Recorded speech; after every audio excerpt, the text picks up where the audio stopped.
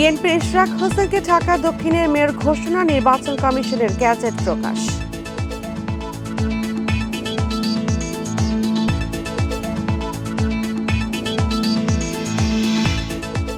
পূর্ব নির্ধারিত 2026 সালে এলডিসি থেকে উত্তোলন হবে বাংলাদেশে, রপ্তানি নিয়ে শঙ্কায় পোশাক শিল্প মালিকেরা।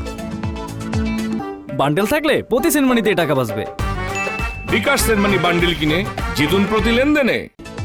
স্বাগত ইন্ডিপেন্ডেন্ট সংবাদের সঙ্গে আছে আমি শাজবিন হাসান। শুনছিলেন শিরোনাম, এবার বিস্তারিত। বিএনপি নেতা ইশরাক হোসেনকে ঢাকা দক্ষিণ সিটি কর্পোরেশনের মেয়র ঘোষণা করে গ্যাজেট প্রকাশ করেছে নির্বাচন কমিশন। রোববার গ্যাজেট জারি করে কমিশন জানিয়েছে, আদালতের নির্দেশনার ভিত্তিতে এটি জারি করা হয়েছে। এর আগে 22 এপ্রিল ঢাকা দক্ষিণের মেয়র হিসেবে ইশরাককে বিজয়ী ঘোষণা করে গ্যাজেট প্রকাশ করতে হবে কিনা এ বিষয়ে আইন মন্ত্রণালয়ের মতামত জানতে চিঠি দেয় নির্বাচন কমিশন। এর আগে 27 মার্চ ইশরাক হোসেনকে 2020 সালের ডিএসসিসি নির্বাচনে বিজয়ী ঘোষণা করে আদালত। একই সাথে সাবেক মেয়র ফজলে নূর তাপসের নির্বাচিত হওয়ার ফলাফল বাতিল করা হয়। 2020 সালের 1 ফেব্রুয়ারি ঢাকা উত্তর ও দক্ষিণ সিটি কর্পোরেশনের নির্বাচন অনুষ্ঠিত হয়। দুই সিটিতেই মেয়র পদে বিজয়ী হন আওয়ামী লীগের দুই প্রার্থী। তবে নির্বাচনে অনিয়ম ও কারচুপির অভিযোগে ফল প্রত্যাখ্যান করেন বিএনপির দুই প্রার্থী।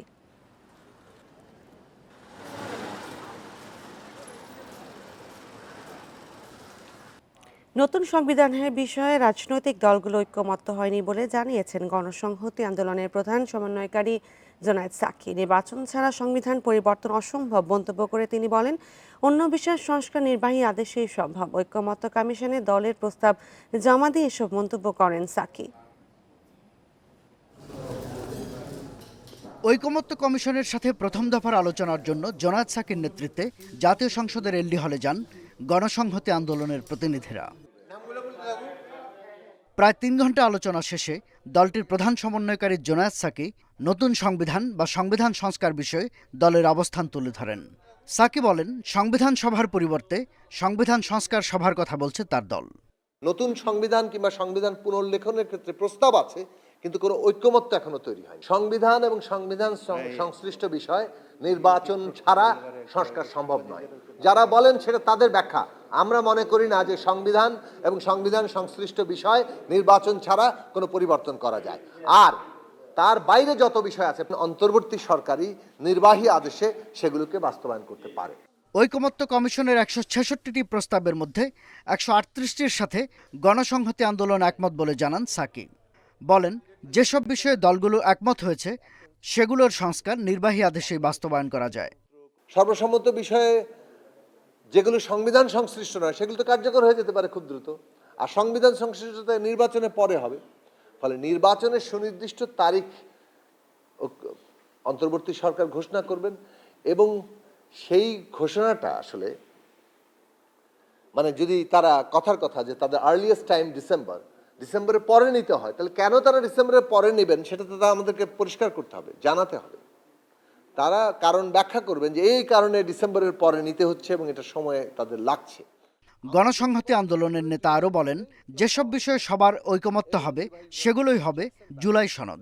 পরবর্তী সংসদের মাধ্যমে এটি বাস্তবায়নের বাধ্যবাধকতা তৈরি করা হবে। আগামী সংসদের গঠিত সংসদে যাতে এটা বাস্তবায়িত হয় সে ব্যাপারে একটা বাধ্যবাধকতার জায়গা তৈরি করার ক্ষেত্রে আমরা বলেছি। Shahadat Swapan, Independent News, Dhaka. 46তম বিসিএস এর লিখিত পরীক্ষা স্থগিত করেছে সরকারি কর্ম কমিশন। এর আগে রোববার বিকেলে পিএস এর সংস্কারের দাবিতে প্রায় 1 ঘণ্টা শাহবাগ অবরোধ করে বিক্ষোভ করেছেন ঢাকা বিশ্ববিদ্যালয়ের শিক্ষার্থী ও চাকরি প্রত্যাশীরা। এতে বন্ধ হয়ে যায় যান চলাচল, ভোগান্তিতে পড়ে সাধারণ মানুষ। আজ বিকেলে গণজামায়াত কর্মসূচি দিয়েছেন শিক্ষার্থীরা। শাহবাগে অবস্থান কর্মসূচি শেষে শিক্ষার্থীরা ঢাকা বিশ্ববিদ্যালয়ের রাজু ভাস্কর্যের দিকে যান। সন্ধ্যা 6:30টার পর শাহবাগ মোড় অবরোধ করেন বিসিএস চাকরি প্রার্থীরা। এর আগে ঢাকা বিশ্ববিদ্যালয়ের রাজু ভাস্কর্য থেকে মিছিল নিয়ে শাহবাগে জড়ো হন তারা। সড়কে মানব প্রাচীর তৈরি করলে যান চলাচল বন্ধ হয়ে যায়।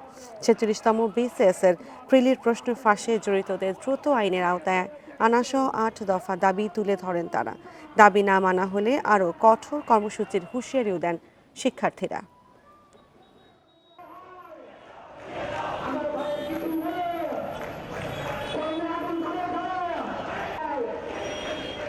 আমাদের সবসময় আন্দোলনটা ছিল মেধার জন্য, কোটার বিরুদ্ধে। আমরা 18 আন্দোলন করেছি। রাষ্ট্র সংস্কারের আলাপ দেওয়া হচ্ছে, কিন্তু পিএসসি সংস্কারের আলাপ কেউ দেয় না।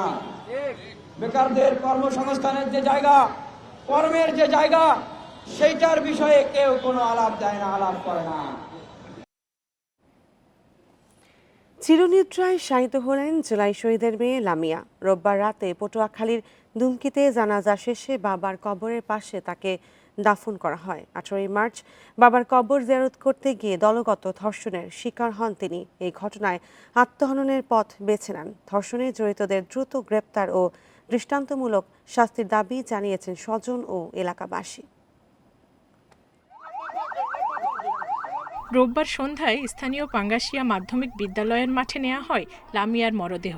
সেখানে জানাজা শেষে বাবার কবরের পাশে দাফন করা হয় তাকে। শেষবারের মতো জানাজায় ভিড় করেন আত্মীয় স্বজন সহ হাজারো মানুষ। এ সময় ধর্ষণে জড়িতদের দ্রুত গ্রেপ্তার ও দৃষ্টান্তমূলক শাস্তির দাবি জানান তারা। যারা আর কি অপকাণ্ড করছে তাদের বিচার চাই। লামিয়া তার বাপের কবরের কাছে দাফন দেওয়া হয়েছে, তাদের আল্লাহ জান্নাতবাসী করে। ধর্ষণের শিকার হয়েছে, যাদের কারণে হয়েছে তাদের জন্য সর্বোচ্চ শাস্তিটা হয়, এটা আমাদের এলাকাবাসীর থেকে একটা চাওয়া সরকারের কাছে। জানাজা ও দাফনে অংশ নেন বিএনপির দফতর সম্পাদক রুহুল কবির রিজভী, এনসিপির উত্তরাঞ্চলের মুখ্য সংগঠক সার্জিস আলম। তাদের দাবি, জুলাই হত্যাকাণ্ডে জড়িতদের দ্রুত শাস্তি হলে এই ঘটনার শিকার হতো না লামিয়া। লামিয়া যখন তার নিরাপত্তার কথা বলছিল, সে যখন বিচার চাচ্ছিল, তার উপর উৎপীড়নের সেই বিচারিক প্রক্রিয়া ত্বরান্বিত হলে আজকে হয়তো তার জীবনটি চলে যেত না। যে 90 দিনের যে সময়, তার মধ্যে আমরা তাদের মৃত্যুদণ্ড দেখতে চাই। মৃত্যুদণ্ড যদি প্রকাশ্যে আমাদের সামনে নাও দেওয়া হয়, তাহলে তাদের ওই মৃত্যুদণ্ড দেওয়ার যে চিত্র, সেই ছবি এবং ভিডিও পুরো পৃথিবীর সামনে আসা দরকার। গত 18 মার্চ পটুয়াখালীতে বাবার কবর জিয়ারত শেষে নানা বাড়িতে ফেরার পথে দলবদ্ধ ধর্ষণের শিকার হন কলেজ শিক্ষার্থী লামিয়া। 20 মার্চ মামলার পর গ্রেপ্তার হয় 2 কিশোর। স্বজনরা জানান, জুলাই আন্দোলনে পুলিশের গুলিতে প্রাণ দেন জসিম হাওলাদার। এরপর মেয়ের ধর্ষণের ঘটনায় বিপর্যস্ত হয়ে পড়ে পুরো পরিবার।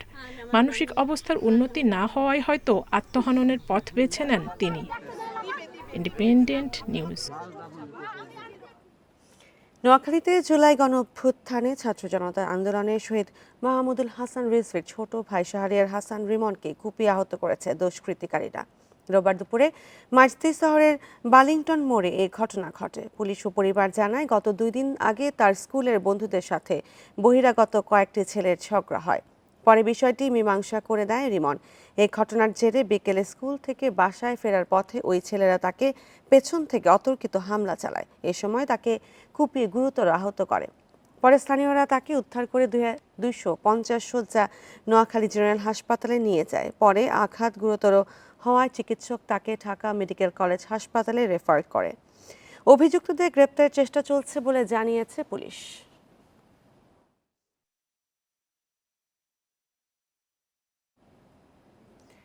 পূর্ব নির্ধারিত 2026 সালের নভেম্বরে এলডিসি থেকে উত্তরণ হবে বাংলাদেশের। অন্তর্বর্তী সরকারের এমন সিদ্ধান্তে রপ্তানি বাজার নিয়ে শঙ্কায় পোশাক শিল্প মালিকরা। তাদের দাবি, বিকল্প প্রণোদনা কাঠামো না দিলে অস্তিত্ব সংকটে পড়বেন তারা। অর্থনীতিবিদরা বলছেন, শিল্পের প্রতিযোগিতা সক্ষমতার জন্য বিদ্যুৎ জ্বালানির দাম সহনীয় রাখা সহ সরকারি সেবা সহজ করা জরুরি।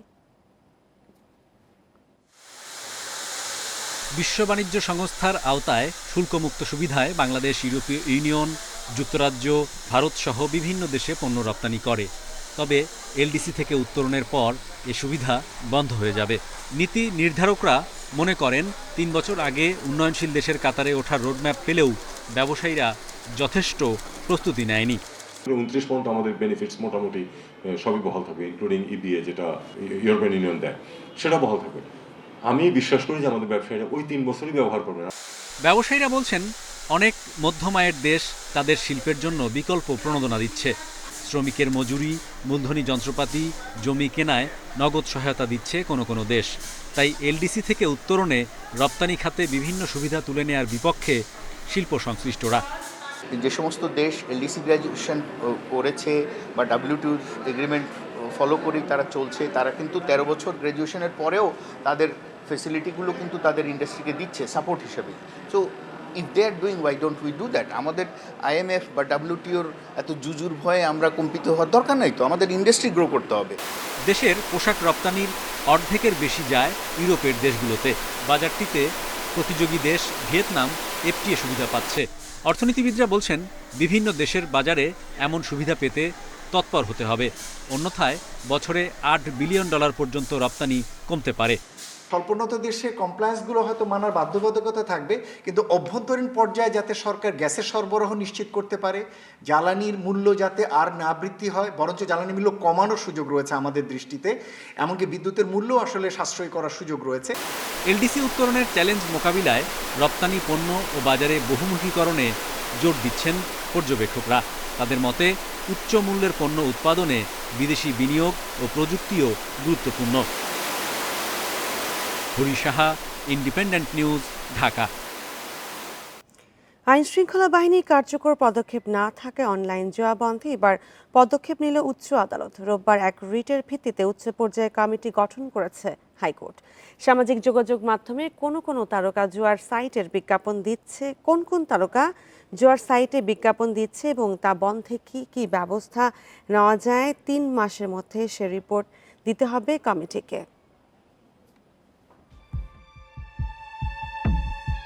নিষিদ্ধ হলেও মাদকের মতোই প্রত্যন্ত এলাকায় ছড়িয়ে পড়েছে অনলাইন জুয়া। গত বছর জুনে দেয়া ICT মন্ত্রণালয়ের হিসেবে এতে অংশ নেয় প্রায় 50 লাখ মানুষ। জুয়ার প্রতি আকর্ষণ বাড়াতে তারকা খেলোয়াড়, নায়ক নায়িকা, মডেলদের দিয়ে দেওয়া হয় বেটিং সাইটের বিজ্ঞাপন। এ বিষয়ে হাইকোর্টে রিটের শুনানি হয় বিচারপতি ফাতেমা নজিব ও বিচারপতি শিকদার মাহমুদ রাজির দ্বৈত বেঞ্চে। পরে স্বরাষ্ট্র, সংস্কৃতি ও তথ্য প্রযুক্তি মন্ত্রণালয়ের সচিব, IGP, BTRCর চেয়ারম্যান সহ 7 জন নিয়ে কমিটি গঠন করেন আদালত। সংশ্লিষ্ট কর্তৃপক্ষ কেন নিষ্ক্রিয় তা নিয়ে রুলও জারি করা হয়। একটি বিশেষায়িত কমিটি গঠন করে তারা একটি তদন্ত করবে, তদন্ত করে কারা এটাতে ইনভলভ চিহ্নিত করে এটাকে কিভাবে নিষ্ক্রিয় করা যায় এফেক্টিভভাবে, সেটার একটি তদন্ত রিপোর্ট 90 দিনের মধ্যে কোর্টে সাবমিট করার জন্য একটি অন্তর্বর্তী আদেশ প্রদান করেছে। অনলাইন জুয়ার বেশিরভাগই হয় মুঠোফোনে। আইনজীবীরা জানান, সর্বস্ব হারিয়ে আত্মহত্যাও করেছে অনেকে। পাচার হচ্ছে হাজার হাজার কোটি টাকা। গ্রামের ছেলেফেলেরা 14-15 বছর, তারাও ফোন নিয়ে 8-10 জনে বসে তারা এই গেম খেলে। যেসব নায়ক নায়িকাকে এই বিজ্ঞাপনে নেওয়া হয়, তারা যদি যায় তাদেরকে দণ্ডবিধির ভিতরে আনতে হবে।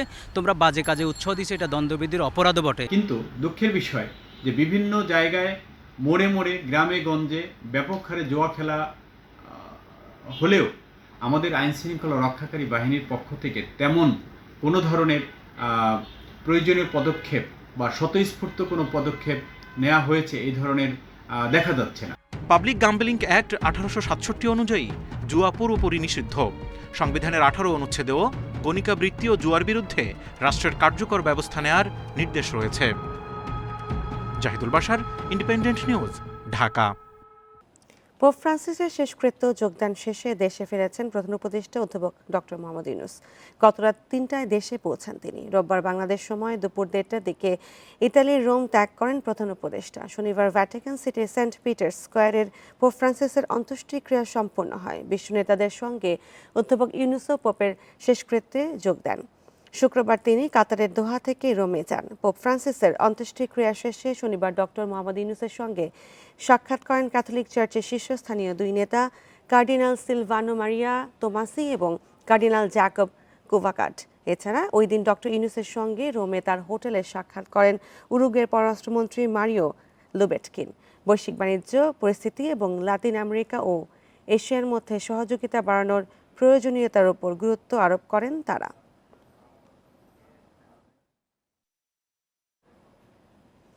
অবশেষে দীর্ঘ প্রতীক্ষার অবসান। প্রথমবারের মতো রোববার সিলেট ওসমানী আন্তর্জাতিক বিমানবন্দর থেকে ছেড়ে গেছে কার্গো ফ্লাইট।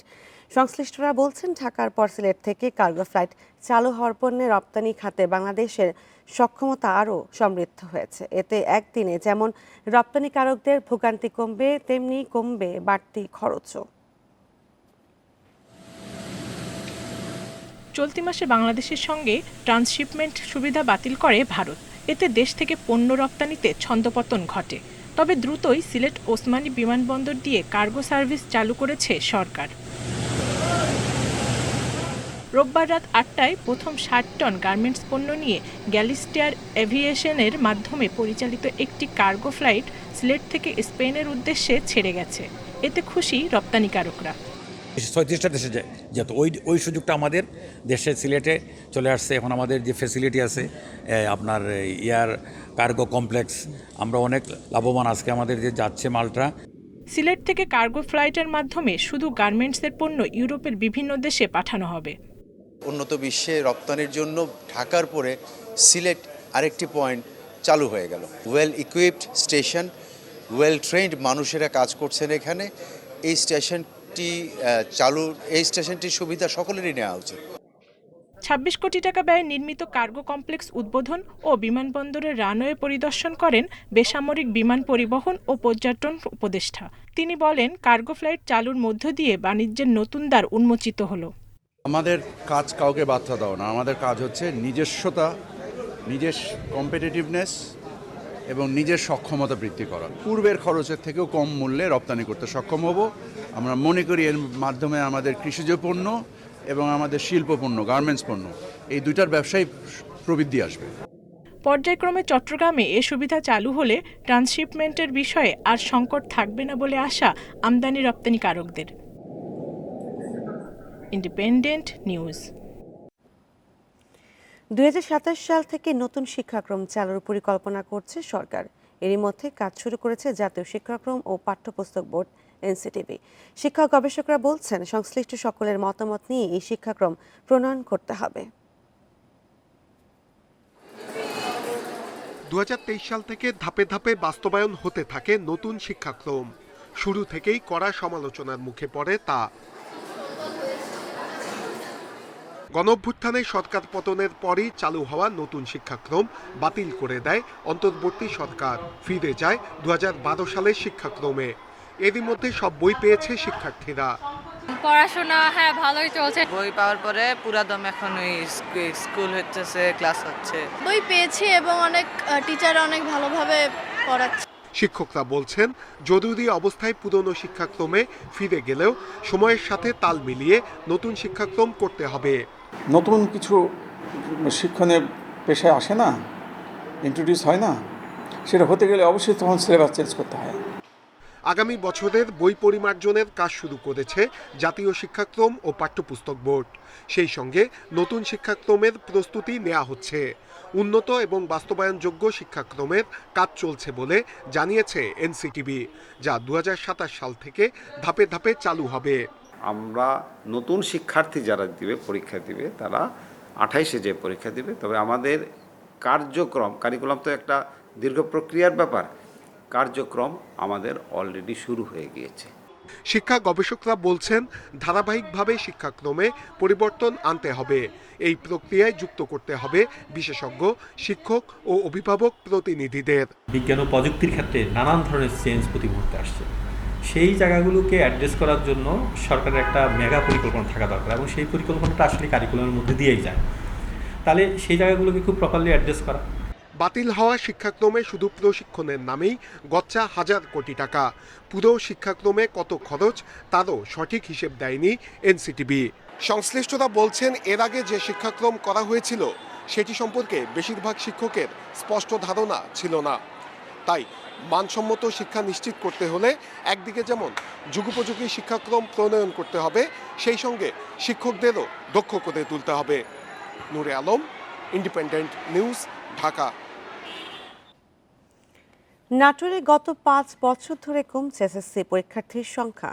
শিক্ষা কর্মকর্তা বলছেন, স্কুল কলেজ পার হওয়ার আগেই শিক্ষার্থীদের ঝরে পড়ার একটি অন্যতম কারণ দারিদ্র্য। এতে জেলায় বাড়ছে শিশু কিশোর শ্রমিকের সংখ্যা। শিক্ষার্থী ঝরে পড়া রোধে সরকারকে যথাযথ ব্যবস্থা নেওয়ার আহ্বান সচেতন মহলের। নাটোরের শিক্ষার্থী ঝরে পড়ার হার উদ্বেগজনক, ফলে কমছে এসএসসি পরীক্ষার্থীর সংখ্যাও। 2022 সালে পরীক্ষার্থী ছিল 23,000, 2023 সালে তা দাঁড়ায় 18,400 জনে, আর 2024 সালে পরীক্ষায় অংশ নিয়েছেন 22,500। এবছর পরীক্ষা দিচ্ছেন 21,500 শিক্ষার্থী।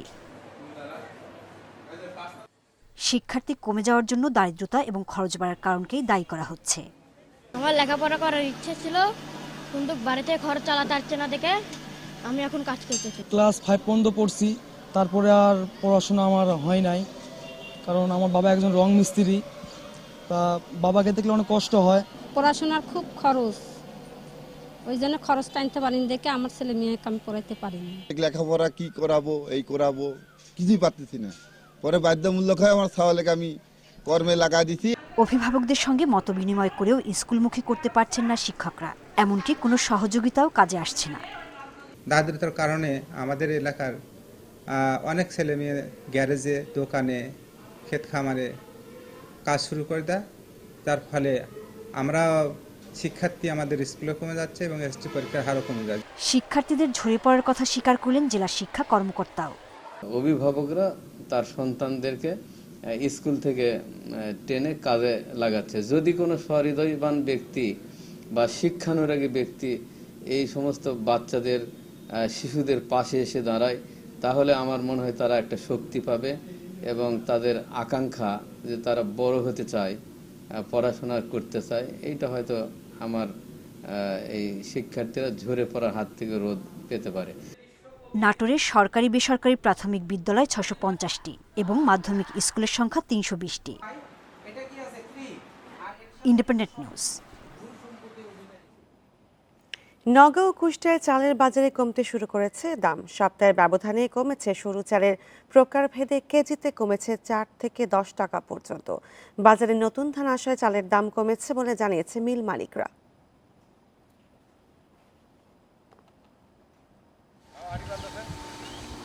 চলতি মৌসুমে ইরি বোরো ধান কাটা শুরু হওয়ায় নওগাঁয় চালের বাজারে কমতে শুরু করেছে মোটা ও সরু চালের দাম। সপ্তাহের ব্যবধানে মোটা ও সরু চালের দাম কেজিতে কমেছে 3 থেকে 6 টাকা পর্যন্ত। জেলার খুচরা বাজার ঘুরে দেখা যায় সরু জিরা কাটারি চাল কেজিতে 4 থেকে 6 টাকা কমে 74 থেকে 75 টাকা এবং মোটা স্বর্ণা পাত চাল 3 থেকে 4 টাকা কমে প্রতি কেজি 52 থেকে 55 টাকায় বিক্রি হচ্ছে। স্বর্ণা 5, 54, 55 টাকা কেজি, আপনার 49, 58, 60 টাকা কেজি, সব ধরনের চাল খুব ভালো দামে আছে। চলতি ইরি বোরো মৌসুমের ধান ইতিমধ্যে কর্তন শুরু হয়েছে, এতে করে হাটে বাজারে ধানের সরবরাহ বৃদ্ধি পেয়েছে। সব ধরনের ধানের মূল্য কমতে শুরু করেছে। কুষ্টিয়াতেও বোরো ধান মারাই শুরু হয়েছে। এতে কুষ্টিয়ার খাজানগর মিলগেট থেকে শুরু করে জেলার খুচরা বাজারে কমতে শুরু করেছে সব ধরনের চালের দাম। সপ্তাহের ব্যবধানে মিনিকেট কেজিতে 10 টাকা কমে বিক্রি হচ্ছে 74 থেকে 75 টাকায়। পুরাতন চালগুলো যেভাবে বিক্রি হচ্ছিল যে উচ্চ দামে, সেই উচ্চ দামে চালের বিপরীতে নতুন চালগুলো অন্তত কেজিতে 7-8 টাকা করে অন্তত কম। মিনিকেট, কাজললতা এবং 28 প্রত্যেকটা চাউলই অনেকাংশে কমে গেছে, প্রায় কেজিতে 8 থেকে 10 টাকা। হঠাৎ করে চালের দাম কমে যাওয়ায় সিন্ডিকেট চক্র এখন বিপাকে বলে জানিয়েছেন চালকল মালিক সমিতির নেতারা। 8 টাকা 9 টাকা চালের দাম কমে গেছে, তা আরও কমবে, হয়তো 2-1 টাকা কমবে, তবে ধানের দাম যত কমবে চালের দাম তত কমবে। তবে এটা নিশ্চিত দেওয়া যাচ্ছে না যে যেহেতু কৃষকের ধানের দামের দিতে হবে। মিল মালিকদের কারসাজি ও অবৈধ মজুতদার নিয়ন্ত্রণ করা গেলে চালের বাজার নিম্নমুখী থাকবে বলে জানিয়েছেন সংশ্লিষ্টরা। তাই নিয়মিত বাজার ও মিলগেটে অভিযান পরিচালনার পরামর্শ সুশীল সমাজের। Sadequr Rahman Siddiqui, independent news. চালের দাম নিয়ে আরও জানাতে কুষ্টিয়া ও দিনাজপুর থেকে যুক্ত হচ্ছেন সহকর্মীরা। প্রথমে কুষ্টিয়া থেকে জানাবেন সহকর্মী মিলন উল্লাহ। মিলন, কুষ্টিয়ার বাজারে চালের দাম কমতে শুরু করেছে, আরও কমার সম্ভাবনা আছে কি? হ্যাঁ, আসলে প্রতিবেদনে যেমনটি দেখছিলেন যে দেখাচ্ছিলেন যে বড় যে মৌসুম, সেই বড় মৌসুমের কিন্তু এখন পূর্ণাঙ্গ রূপে ধান কাটা শুরু হয়েছে এবং চাষিদের যে ধান, সেই ধান চাষিদের ঘর থেকে কিন্তু এখন মিলারদের ঘরে চলে এসেছে, যার কারণে কিন্তু ধানের দাম কমতে শুরু করায় কিন্তু চালের দামও প্রতিদিনই কিন্তু কমছে। আপনি জেনে থাকবেন যে প্রায় গত 8 মাস ধরে চালের বাজারের যে ঊর্ধ্বগতি ছিল, সেই ঊর্ধ্বগতি কিন্তু এই গত 1 সপ্তাহ থেকে কিন্তু নিচের দিকে নামতে শুরু করেছে এবং সেটি কিন্তু নিচের দিকে নামতে শুরু করেছে যেভাবে বেড়েছিল ধাপে ধাপে, কয়েক ধাপে, প্রায় যদি আমি বলি যে সরু চাল নামে পরিচিত যে মিনিকেট, যেটি বাজারে প্রায় কেজিতে 20 টাকা গত 8 মাসের ব্যবধানে ব্যবধানে বেড়েছিল সেটি কিন্তু প্রায় 10 থেকে 11 টাকা কেজিতে কমেছে। তো আসলে এখন যেহেতু এই ভরা মৌসুম, ধান আরো বাজারে আসবে, আমি কথা বলেছিলাম মিল মালিকদের সাথে, তারা যেটা বলছে যে আসলে যদি ধানের দাম যদি নিম্নমুখী থাকে তাহলে সেই ক্ষেত্রে চালের দামও কমতে হবে। তারা কিন্তু আরেকটি কথা বলছে যে আসলে এই যে চালের বাজার, এটি কিন্তু এখন শুধুমাত্র যে মিলারদের হাতে নিয়ন্ত্রণ সেটা কিন্তু নয়, আড়তদারদের হাতেও কিন্তু এটা নিয়ন্ত্রণের একটা থাকে। তো এবার কিন্তু এই আড়তদাররাও নাকি বিপদে পড়েছে, এরকম একটা কথা বলছে মিল মালিকরা। কারণ মিল মালিকরা ধানের দাম, চালের দাম কমালেও কিন্তু যারা মজুদদার মানে যেসব আড়তদাররা মজুদ করে চাল, তারা কিন্তু এখন পর্যন্ত সেই বিপাকে পড়েছে, যে কারণ বাজারে চালের দাম নিম্নমুখী, তাদের কাছে কিন্তু পুরাতন দামের যে চাল সেটি কিন্তু তা এখনো রয়ে গেছে, যার কারণে কিন্তু মিল গেটে চালের যে চাহিদা বা চালের যে এটি একটু কম থাকলে পারেও বাজারে কিন্তু নতুন চাল ঢোকার সাথে সাথে কিন্তু তার দাম কমছে এবং ক্রেতারা কিন্তু কম দামে চাল পাচ্ছে, যার কারণে কিন্তু পুরাতন যে চালগুলো সেই চালের উপরে চাহিদা কম। কারণ কেজিতে যখন 10 টাকা কম বেশি, তখন কিন্তু নতুন এবং পুরাতন চালের ক্ষেত্রে কিন্তু এটি একটু ভেদাভেদ থেকে যায়। তো কুষ্টিয়াতে কিন্তু প্রায় সব ধরনের চালের উপরে এই প্রভাবটা পড়েছে। মিনিকেট থেকে শুরু করে 28 থেকে শুরু করে মোটা চাল সবই কেজিতে 6 থেকে 10 টাকা কমেছে। তো কুষ্টিয়া থেকে এই ছিল আমার কাছে। জি মিলন, সঙ্গে থাকুন। এবার যাব দিনাজপুরে আছেন সহকর্মী ASM আলমগীর। দিনাজপুরের চালের বাজারের কি অবস্থা? নতুন ধান ওঠার কোনো সুফল পাওয়া যাচ্ছে কিনা?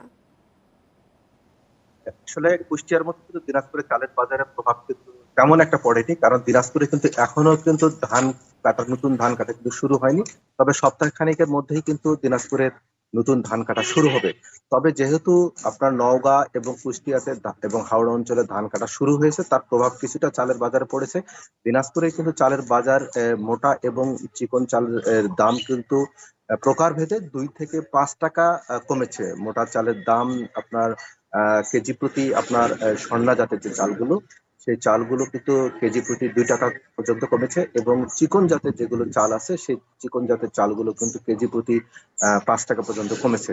তো আর আমি যারা এই চাল বিক্রেতা রয়েছে, এই চাল বিক্রেতা এবং মিল মালিক যারা রয়েছে তাদের সাথে আমি কথা বলেছি। তারা বলছে যে ধান কাটা যখন শুরু হবে, এই ধান কাটা পুরো দমে যখন দিনাজপুরে শুরু হবে, কারণ এই ধান কাটা শুরু হলে কিন্তু আসলে এই চালের দামে কিন্তু আরো অনেক কমে যাবে।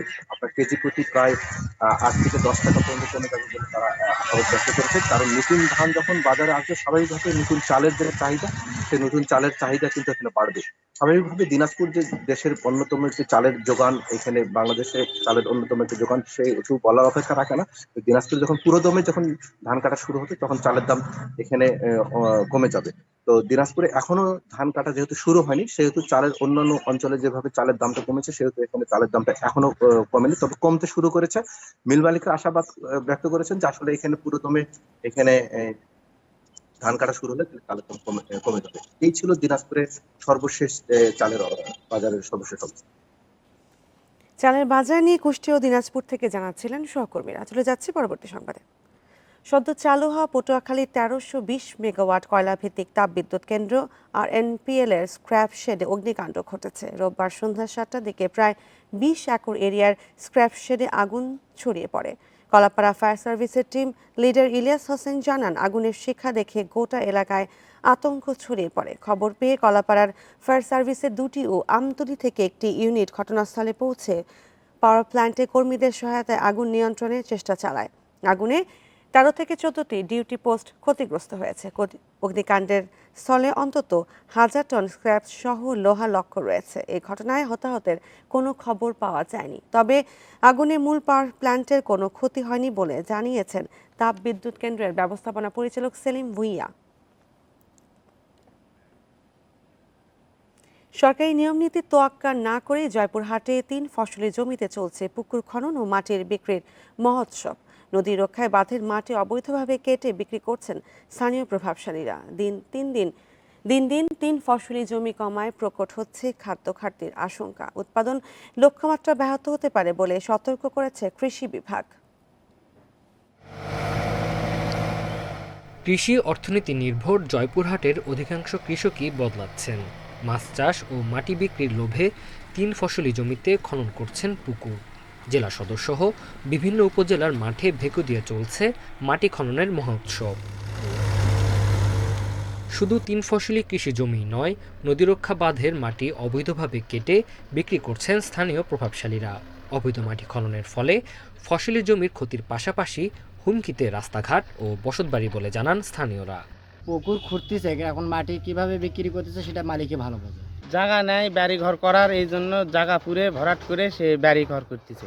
পুকুর খুঁড়ি করছে, গভীর করে, তাতে পার্শ্ববর্তী জমির মাটির আসে ধসে নামে। 2021 সালের পরিসংখ্যানে জেলায় 81,250 হেক্টর আবাদি জমি কমে দাঁড়িয়েছে 79,000 হেক্টরে। এখনই মাটি কাটা বন্ধ না করলে উৎপাদন লক্ষ্যমাত্রা পূরণ সম্ভব হবে না বলে জানিয়েছে জেলা কৃষি কর্মকর্তা। কৃষি জমি অকৃষি খাতে প্রতিনিয়ত চলে যাচ্ছে, এতে করে আমাদের আবাদি জমি কমে যাচ্ছে, আর আবাদি জমি যদি কমে যায় সেক্ষেত্রে আমাদের খাদ্য উৎপাদন কমে যাবে। অভিযোগের প্রমাণ পেলে অবৈধভাবে মাটি খননকারীদের বিরুদ্ধে ব্যবস্থা নেওয়ার কথা জানিয়েছেন জেলা প্রশাসক। সমতল ভূমিকে পুকুরে পরিণত করা হয় তাহলে সেই আইন অনুযায়ী আমাদের জেলা প্রশাসনের কাছ থেকে আবেদন নেওয়ার বিধান আছে। আমরা কয়েকটি আবেদন পেয়েছি, যেটা তদন্ত চলমান আছে। একে অনুমোদনবিহীন বা অবৈধভাবে পুকুর খনন করে সেটাও আমাদের যথাযথ আইনের মাধ্যমে ব্যবস্থা গ্রহণ করা হবে। খাদ্য সংকট, পরিবেশ, বসতবাড়ি, রাস্তাঘাট ও ফসলি জমি রক্ষায় প্রভাবশালীদের অবৈধ মাটি খনন বন্ধ করতে আইনের কঠোর বাস্তবায়নের দাবি স্থানীয়দের। Independent news. আর এই ছিল এখনকার সংবাদে। ইন্ডিপেন্ডেন্ট টেলিভিশনের সব খবর বিস্তারিত জানতে চোখ রাখুন ফেসবুক, ইউটিউব ও এক্সে। ধন্যবাদ সবাইকে।